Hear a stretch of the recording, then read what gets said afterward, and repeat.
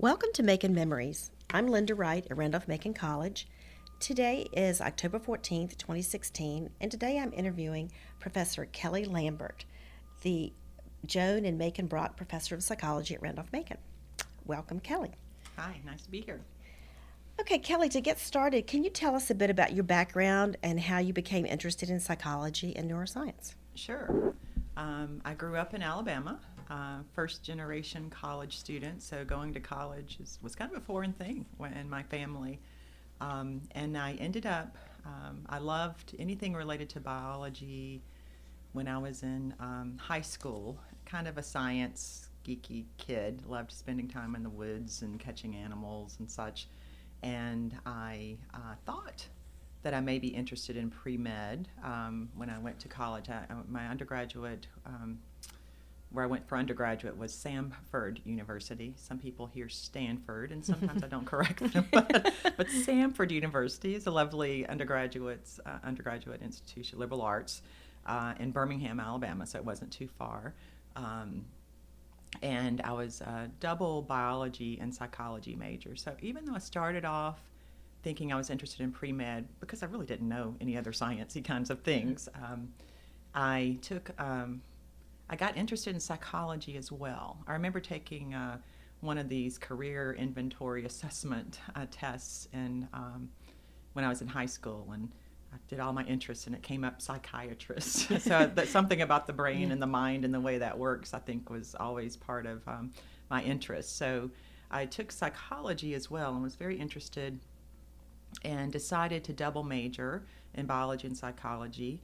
I had to commute. We really couldn't afford for me to live on campus. So I still feel like I didn't have that full college experience. So I want to make sure all the students appreciate being able to immerse themselves, and certainly I tell that to my daughters all the time who benefit from really living on campus. But I had the challenge of trying to work and pay my way through undergrad, so it's difficult with the labs and such. But I took a course that was called Physiological Psychology, and it was taught by Janice Till, and it was I loved having a female hardcore scientist teaching me, and it was just a wonderful course about the brain, and I was intrigued from the beginning. And then there was a cluster of studies that she described about enriched environments, and this is what hooked me. This was my cocaine, I guess, of getting in the career. So it was a simple study of a team at Berkeley in the 60s who took young rats, and put them in kind of a Disneyland of sorts environment, where instead of being in a boring laboratory cage, which unfortunately that is what is done and so much in research today, they had little things, activity wheels and shelves to climb and little toys to explore, and they had each other to play with, and it was just a very enriching environment. And only after about 30 days, a month in that environment, they looked at their brains, and their brains had been resculptured. They were more complex in just 30 days. Their neurochemistry suggested that they were better learners.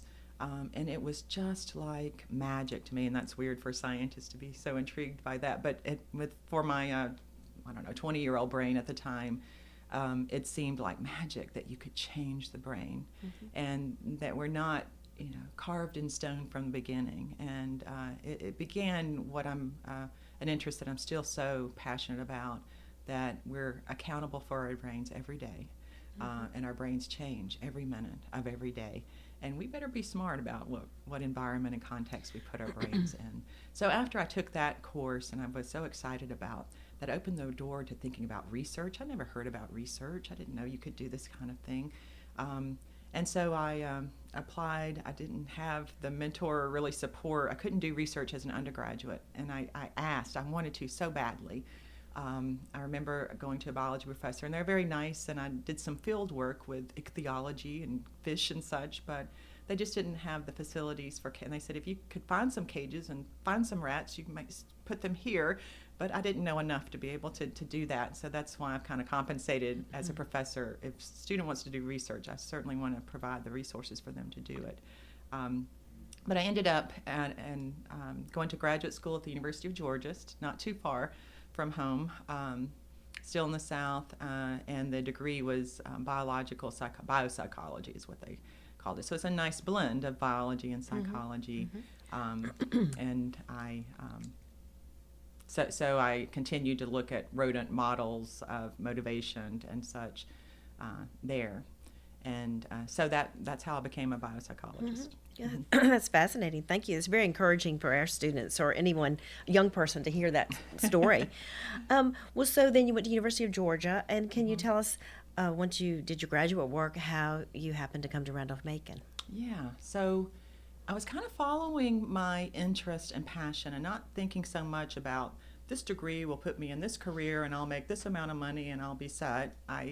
Even though I grew up in a blue collar family where that was a concern, being able to support yourself, I guess I always had confidence that if I continued to educate myself, I would be able to support myself. But so I got that degree, and several of my friends, peers at the time, were going and doing postdocs, and they were headed toward what we call RO1 research institutions, and they were going to be doing more research, and I loved research, and so that could be a possibility.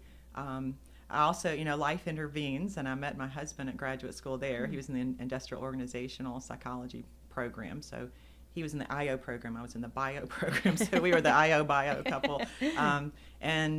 We got married right after I got my degree in February of, and then we got married, I think, 3 weeks later or something. And so we were together, and so that was a factor.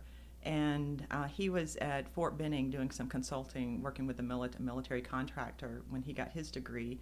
And Auburn University was pretty close, so we could be together. I contacted them and just taught a year there so we could figure things out.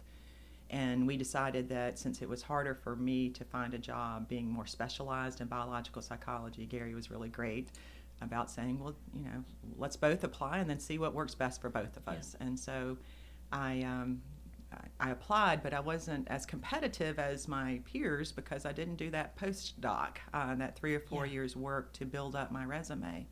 So I'll just say I was not the strongest. I didn't feel like I was a very strong candidate because of that. But I was very passionate about what we had done and the research that we were doing. And I got a late interview here. It's funny, I got 2 interviews, one at Hampton, Sydney, funny. and Randolph-Macon, and I wasn't really familiar with either of those. Right. And I ended up not interviewing at Hampton, Sydney because I had classes and they weren't very flexible with when I could come. And so I had a late interview like in April, and that's unheard of now. Yeah. Everybody's already selected who they're going to have, so maybe I was their desperate choice. I probably was in April, I'd have to be honest. But I came here, and things click, and you feel comfortable. And Carol Hughes picked me up at the airport, and she was always just so casual and supportive. And on the way to the hotel, we stopped by the grocery store. She needed to get bread. It was just wow. oh, hi, and very comfortable. And I gave my talk. I felt so welcomed, and everyone was so interested in what I was doing. I remember the dean at the time, Jerry Garris, who just was so interested, and the President Payne at the time. It was fun meeting with him because he went to Samford, not Stanford. It actually had a different name in Birmingham, Alabama. So we went to the same undergraduate institution. So it was fun to talk about that. And we had those connections. And the department was so interested in my research. And even though I didn't go into get this degree thinking, I'm going to be a professor, it was a very natural transition to think, this is where I can do research. And this is where I can provide that experience for the students that, even though I had a good experience in my undergraduate training, I could provide the research for them, that discovery, that Disneyland of sorts that changed the rat brains that got me so excited about this. I love a good lecture, but I know it's not the most stimulating time for the students when they're in the lab and when they're owning what they're doing and when they're making connections.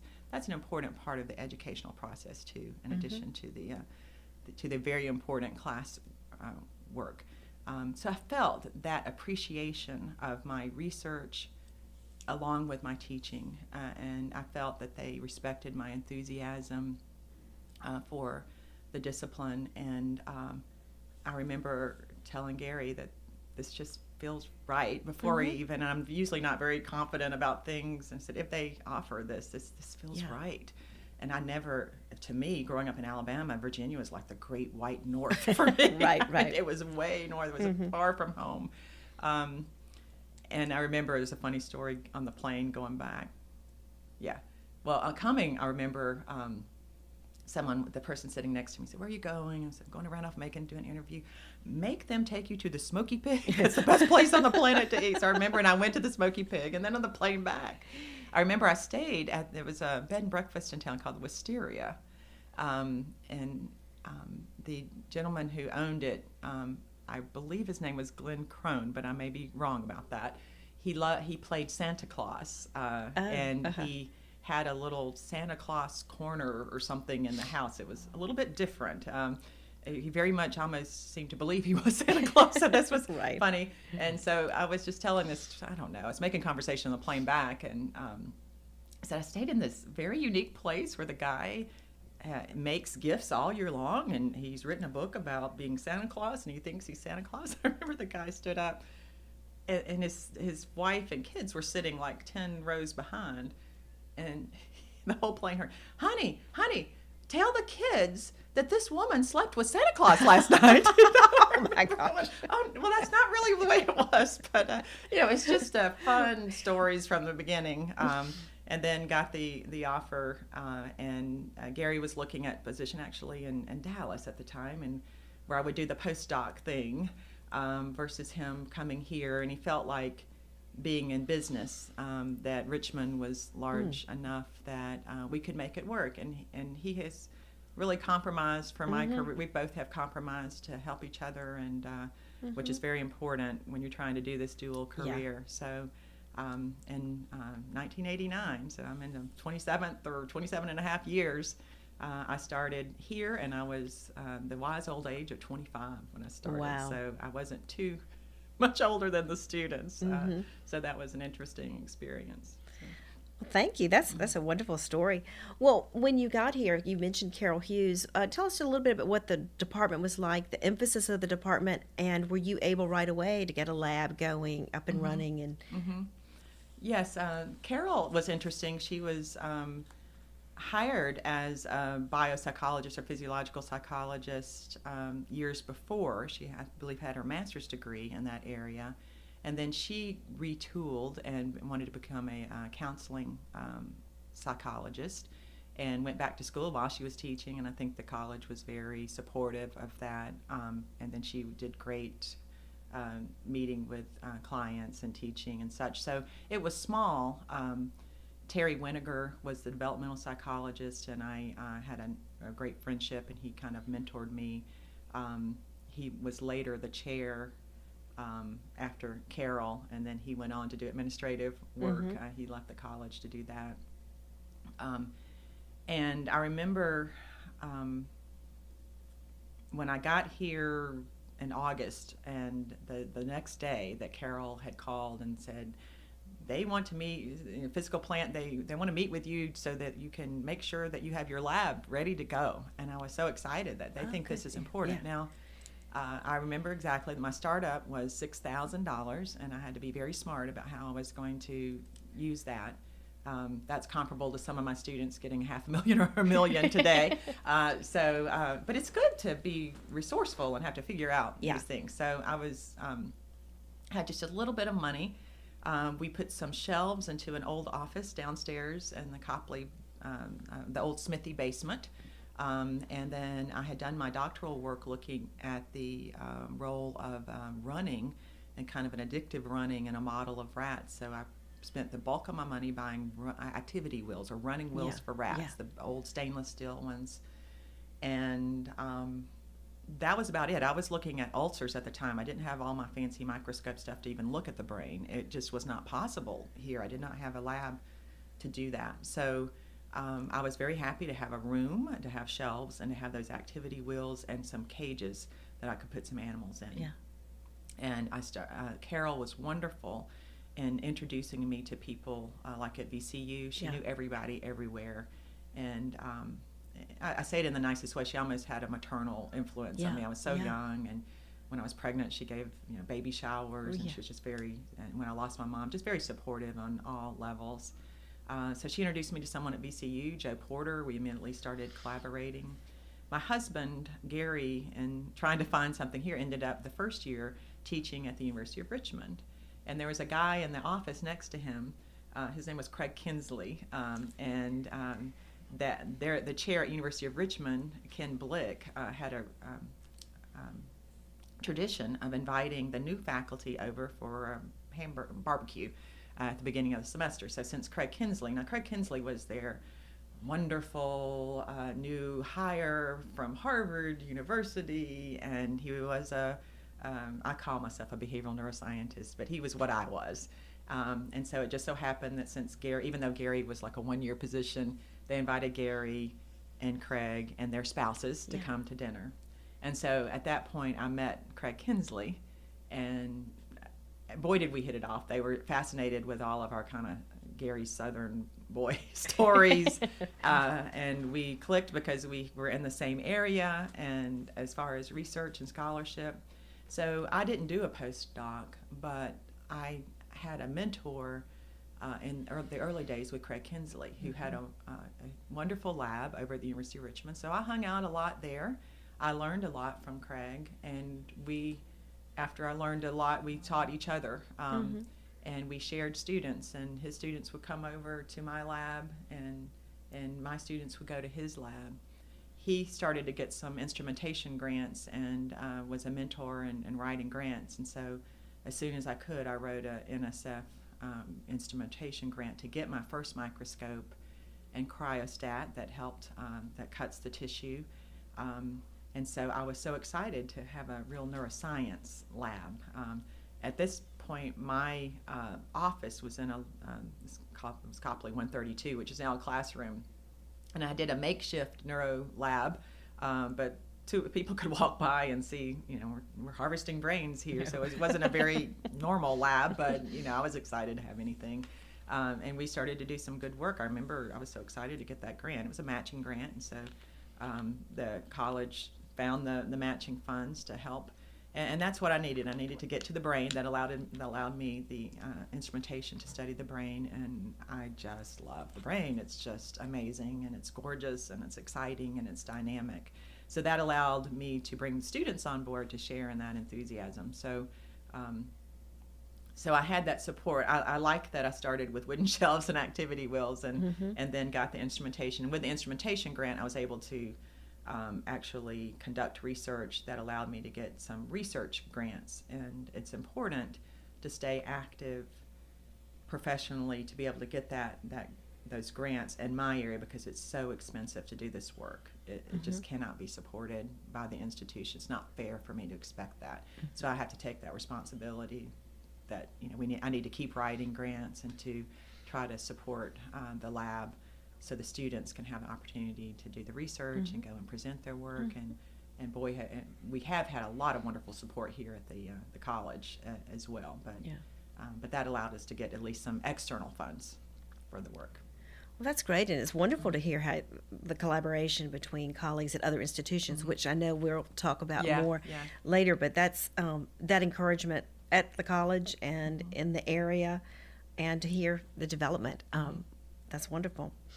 Well, so I think just to continue on with that, the neuroscience major was developed out of all of it as you were able to get more equipment and more labs. And can you talk about how you built on that to actually get a major here? I had been chair. Well, I just stepped down as chair after 17 years. It's almost embarrassing to say. And I had always, everything we do is really about the students. And I started noticing several years ago that even our best students who were psychology majors, who had the neuroscience research and they wanted to go on and apply to neuroscience graduate programs, the fact that they didn't have a more traditional neuroscience curriculum under their belt was holding them back. So maybe they had to go and get a master's degree to take some of those more traditional courses in chemistry or cell or even neuroscience, more traditional neuroscience, in order to get to the programs that they wanted to get to. So I felt like even though I think our psych program was incredibly competitive, and within the psych program they were getting great research experience, but it wasn't viewed, it wasn't as ideal or optimal for them.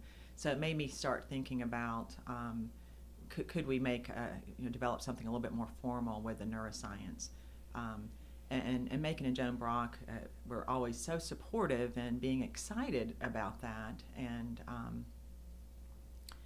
Pepper Lawn and Stuart Lawn through the years too have been just excited about neuroscience. They seem to be excited about neuroscience. So it was great to have their enthusiasm and support. And we started with trying to get a more general neuroscience major, and had some hiccups along the way. And I think it's difficult. You just don't say, "Oh, I've got an idea for a major." Everyone agree with me. Yeah. We all know that faculty are very good about critically analyzing everything. So there were some hiccups, and then it seemed like it would be the best thing to do to make it a behavioral neuroscience major that would still be housed in the psychology department until we could get everybody else maybe on board and coordinate, even though we do collaborate with biology and chemistry. With behavioral neuroscience, which was really more in my wheelhouse, but you don't want to have a major with one person. And so one day, Pepper Lawn took me to lunch, and he said, I'm hearing some stories about students being excited about what they're doing in class and lab, and what could you do next, or how could I help you or something? I said, oh, you may not want to ask that, because I think I literally have a wild idea. And I kind of backtrack a little bit. I had been teaching comparative animal behavior since I got here, and had connected with this wonderful primate park in Miami. It's called Monkey Jungle, was the touristy part, but the Des Moines Conservancy was the more research aspect. I visited first when I was a graduate student in Miami, and it just took my breath away, because it was what I remembered mostly were these little long-tailed macaques called Java macaques, and they were in like an 5 to 7 acre compound, not in cages, engaging in spontaneous behavior. And their motto was, come to Monkey Jungle where the humans are caged, because you would walk through a caged walkway, and the monkeys run wild. And coming from all my concerns of needing to look at caged laboratory animals, because we need all the control to be science, it sure was, I wanted to expose students to what behavior looks like when it's spontaneous and complex and natural, and they had this beautiful habitat. And so maybe the next year that I got here, I said, we had this January term, and I called them. I said, can I bring students to Monkey Jungle? Sure. And they had a little research house, and they had a baby orangutan that was walking around. I mean, it was just, they had like 30 different species. And so it was just wonderful. And through the years I had maintained, we'd go there every once in a while. But no research institution had a formal affiliation with them, or no educational institution did. And so when Pepper asked me that question, little wheels started turning. And there are indeed little in my brain. Little rats started turning on the little wheels. And I thought, wouldn't it be great to have like a satellite lab there, where we could not do anything invasive with those animals, but study their behavior and maybe collect some poop for hormones and such, and have the Randolph-Macon lab there. And so I ran this idea by Pepper, and he wanted to hear more. And I said, I'm not really a primatologist. I was trained somewhat at Yerkes, which was a primate lab shared by Emory and that the University of Georgia had access to. But I had, through my friend Craig Kinsley at University of Richmond, he had a postdoc years before, an Italian guy named Massimo Bardi, he was trained more in biological anthropology, but had done so much work with primates. And he just was a genius with the way he approached behavior statistically, and had such a respect for the complexity, and he knew the primates. So I knew if we had a lab or something there, we needed to have someone more formally involved with primates. I was just along for the ride because I just love it. But so that started opening a conversation about Mossy had. He was at Marshall University at the time, and we had continued to collaborate. He had done wonderful things with our students' research. And so we just started talking about, we had a behavioral neuroscience program, and we had kind of a satellite lab there, and we had primates, and I could do the rodents, and we had brains, and Mossy was great with the hormones. It seemed like something could really come together. I had no idea that if it could. There are a lot of ifs there. But they were excited of the demands. I'm friends, it's a brother and sister, Sharon and Frank. They were all on board with this, and so we got a trailer. I'm very proud of the trailer lab that we have there, and we started taking, and we were able to recruit Mossy here, and with him coming here, then we could start to, okay, let's make a major out of this. And we did it kind of within, and with the support of the psychology faculty, and many of them teach courses that that can be included in biology and chemistry as well. So we started to, we had our resources first, and then we pulled it all together, and I think it's a wonderful major, and we've got just a couple of years in, and a lot of interest. A lot of pre-med students are interested in this, so it's adding to the diversity of the psychology major, and I think it's just going to continue to grow and be a great educational experience for students. Great. That's a fascinating story. I didn't even know all of those details. Well, so we're talking about the student research and doing this for the students and making a good experience. Would you like to talk a little bit about this SURF program? And this year was the 20th anniversary, and just talk about how the development of that, because that's been a big part of your leadership. Yeah. So a couple of years after I got here, I became friends with Sarah Schreiner, chair of the chemistry department, probably longer than I'd been chair of psychology, and we were going. There were some, I think I met him, they had meetings for teaching. It seems like it had a name like GATE or something, but we would get together and talk about teaching, and somehow we started to think about research and summer programs, and Sarah has a wonderful story when we make presentations about Jerry Garris being on board with that, and they had gone to a conference, and so we ended up writing a proposal for a program that we called Summer Undergraduate Research Fellowship, with the idea that maybe it could fund, I think in the beginning, about 3 students was what the administration said that they could fund. And we were very excited at the prospect of that. And we had a call for proposals and got the proposals. And I remember there were about 11 that were just really, really good. And, I've already told you the story about how my heart, I'm so passionate about students who want to do research. And here we were going to have to tell these students, no, you can't do it. We don't have enough money. And I said, I just can't do this. So Sarah and I remember we kind of barged into Liddell Payne's office and said, these students, that we can't tell these students no. You tell them no, or you find them some money. And so we ended up being able to fund some more. They were very accommodating.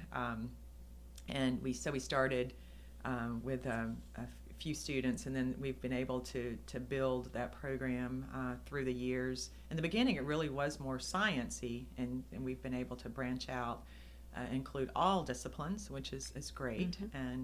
And it makes us, we're very mindful about what research is in other disciplines and needing to respect that and such. And then after that was established, Ben Shapiro really made a wonderful contribution so that we could do this in a bigger and better way. And I'm biased, but I think it's really a strong summer undergraduate research program. One thing that's a little bit different that we do is that we have that conference at the end. So the students really have to bring it all together. It's almost unheard of to do a research project in 9.5 weeks. It's very rushed, but they have that final, I did that sense of accomplishment. And many of them, rightfully so, will continue to research to add to that. But it really gives this, it's putting the bow on the package and gives them a sense of accomplishment. Sometimes research, you're not too sure where it ends, and it really never does end. But it gives, at that point in their educational early research careers, it's good to have a stopping point where we're recognizing and acknowledging you've done something really great here. And one of my favorite additions to that was, and when you become a parent, it changes the way you think about things too, but we started inviting parents, and I love seeing that sense of pride in the students and with the parents, and so it really is a nice event. There's not always exhausted, I don't know if we can do this again, but when you see how it transforms many of the students and allows faculty, we need to keep our hands in it, and they can explore new ideas, so it's a great enriching environment experience, I think, for both the faculty and the students.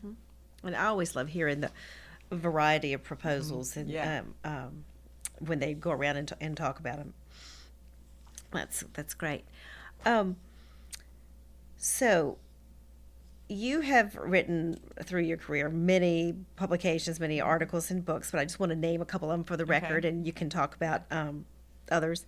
But with Professor Craig Kinsley that you mentioned, you've had a couple editions anyway of Clinical Neuroscience, the Neurobiology of Mental Health, a couple of editions, and your research led to a book recently, Lifting Depression, a neuroscientist's hands-on approach to activating your brain's healing power, which came out of your own research. I was just wondering if you could talk a little bit about how you balance your own research and writing when you're prolific with the demands of department chair and a heavy teaching schedule at Randolph-Macon.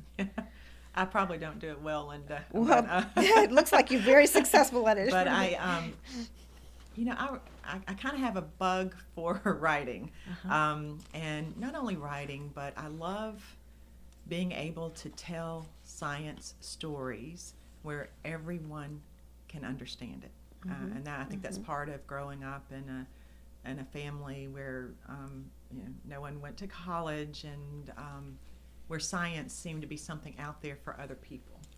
No, this is nature, and it's for all of us to enjoy and to inform us.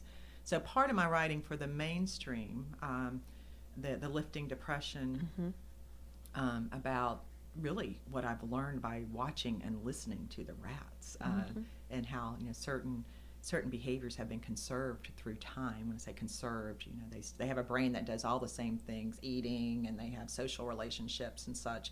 I don't know if they have politics and religion and stuff, but that's uniquely human. But we've learned a lot through that research, and I have a bit of a, like to look at evolutionary roots of our behaviors and such. So after writing, you mentioned clinical neuroscience. Well, Craig Kinsley and I had both taught courses at our respective institutions about mental illness, and we'd had students come and say, there's not a real course where when you teach us a course about the brain, there's a chapter at the end about mental illness, but it's kind of stuck we don't spend a lot of time with that.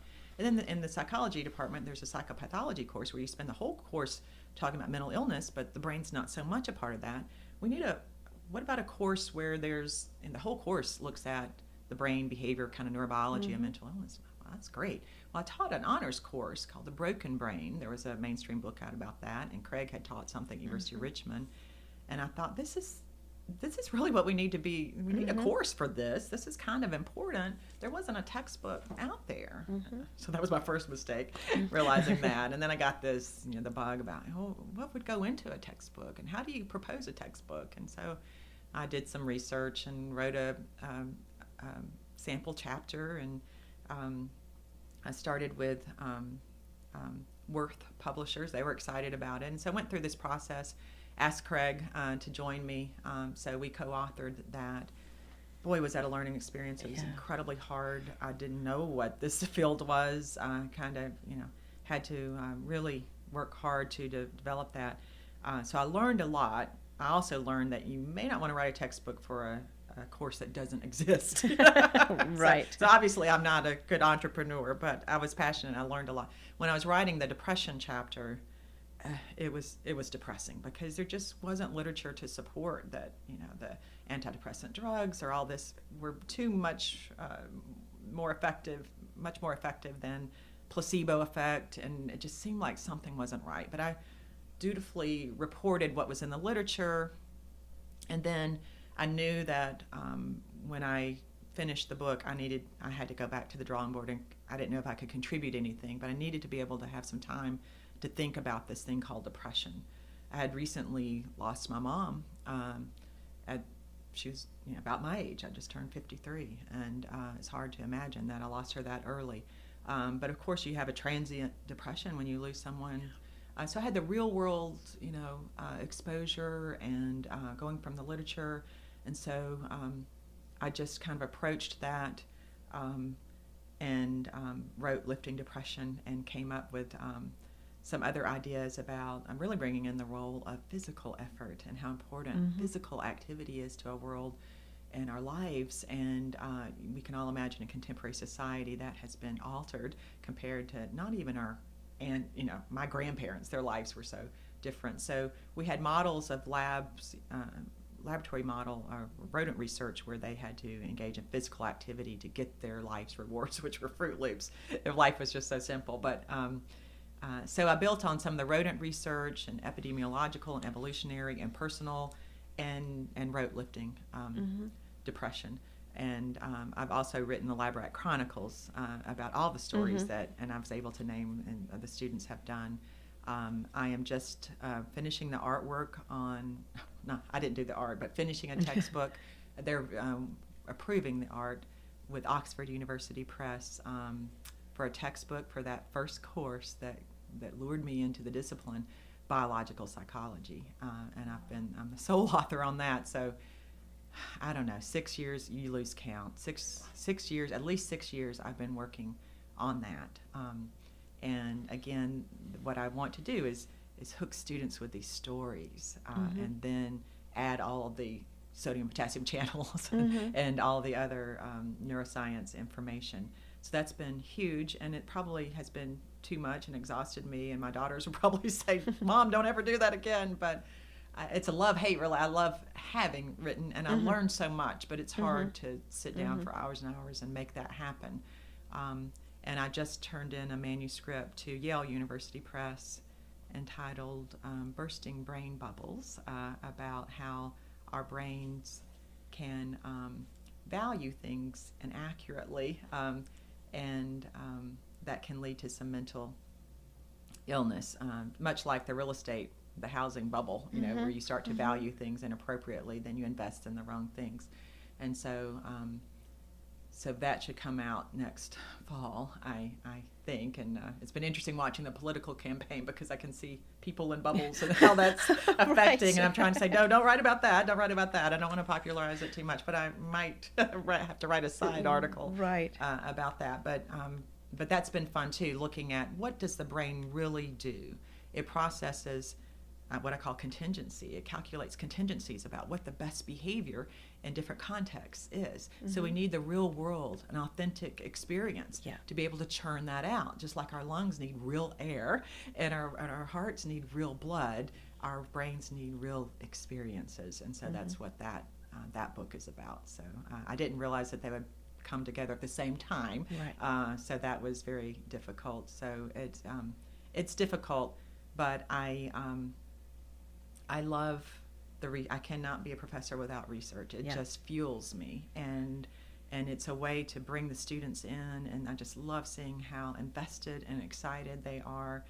So that's a necessary balance, I think, regardless of where we are. And it's hard doing this with a heavy teaching load. It's a challenge. So we just need to acknowledge that. It is a challenge, and any way we can support our young faculty and let them know that we appreciate that. And Randolph-Macon with the internal grants, I took advantage of those that have been so wonderful, the Craigie grant and the Chenery grant, and having the administration support. We recognize that this is important, and maybe you can have a little time to do this or work on your sabbatical on this. So that we continue to build those faculty up, because it's not fun sometimes getting rejections on grant it's never fun getting rejections on that, and you just need to know I've got to get that rejection to learn. That's my authentic brain experience, so I can calculate these contingencies to do better.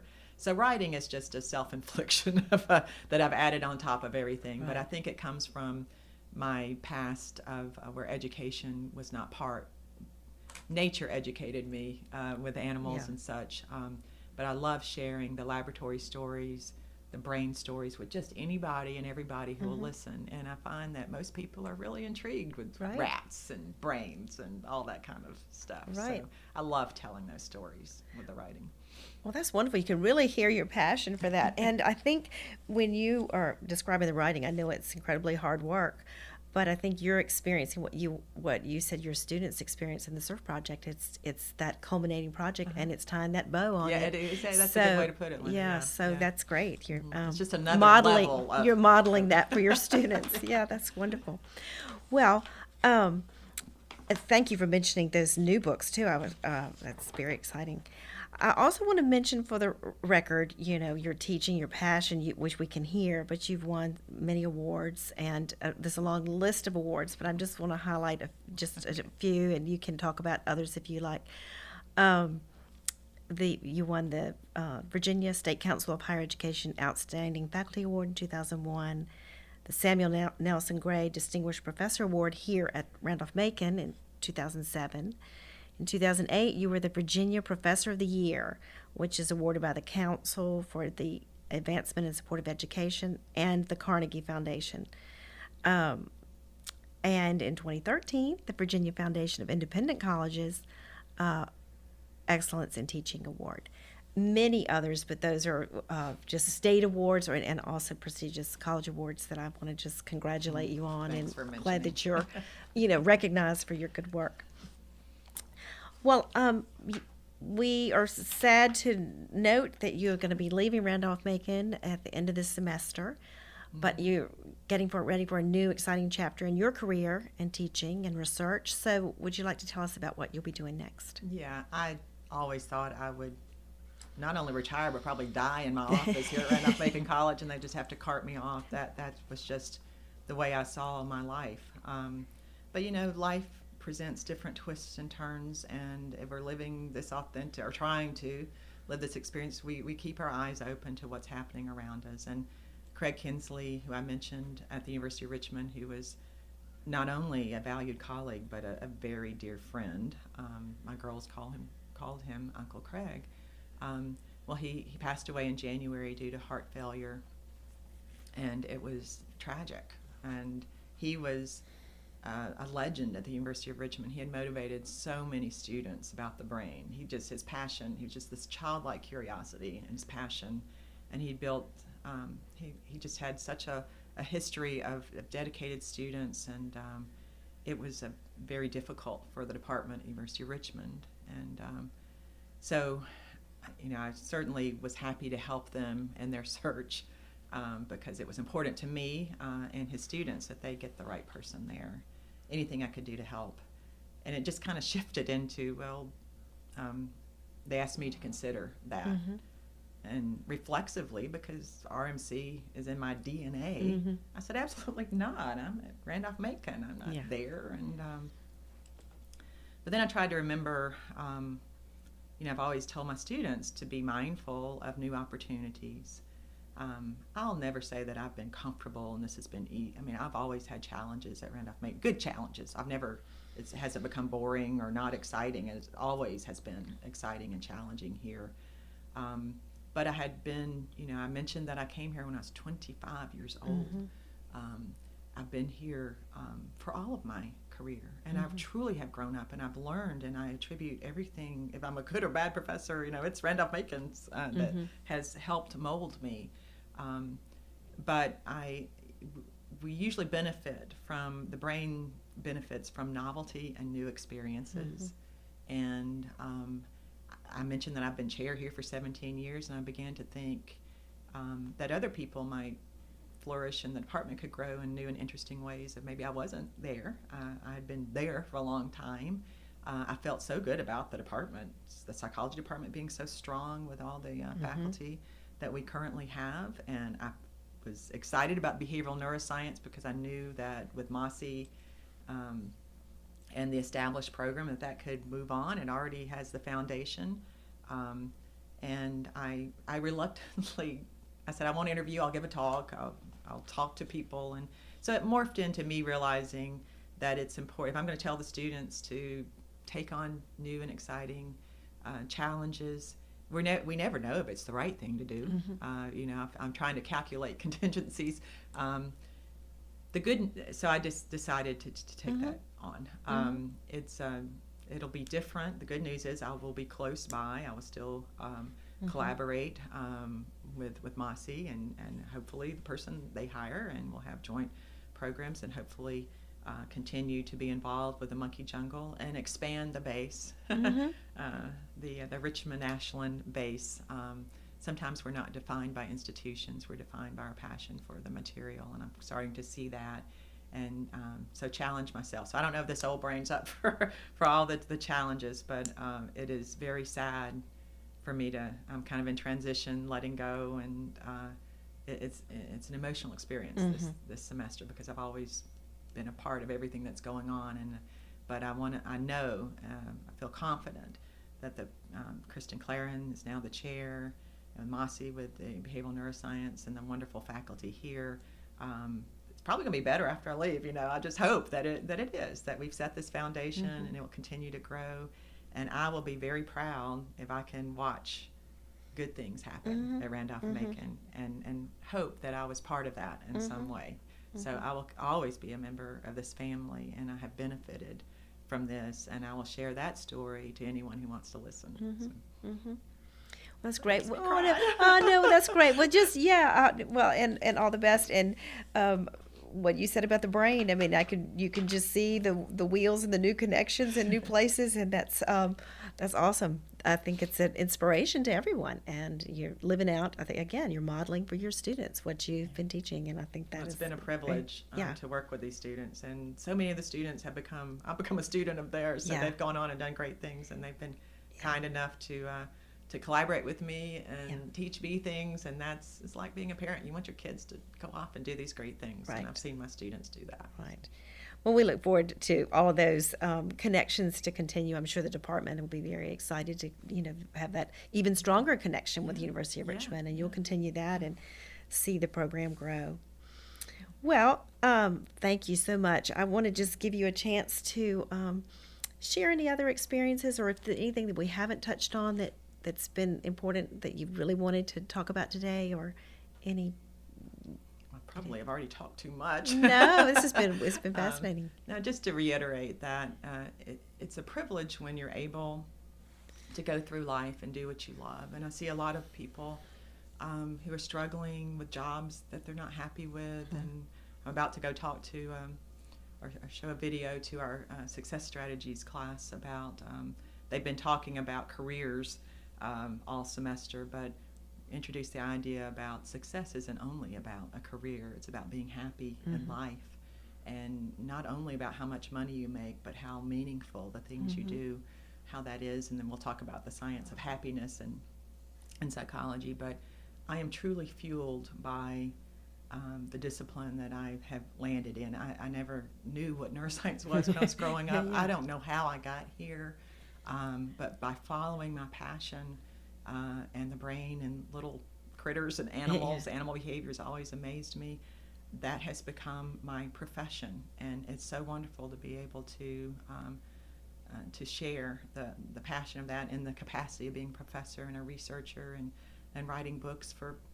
It's so wonderful when someone emails me who hasn't been to college, but they say they've learned something from a book I've written. That just means so much. So I just encourage all the students who are here at Randolph-Macon and everywhere we have to be practical and try to have a job that will pay the bills, but to know that we'll truly be successful if we follow that passion and think about how meaningful our career is going to be down the road, and that we continue to be students of our discipline and to learn and never think we figured it out. So I'm obviously starting on a new journey to be a new student and to learn. So as long as we're living, we've got to be learning and experiencing these new contexts and new situations.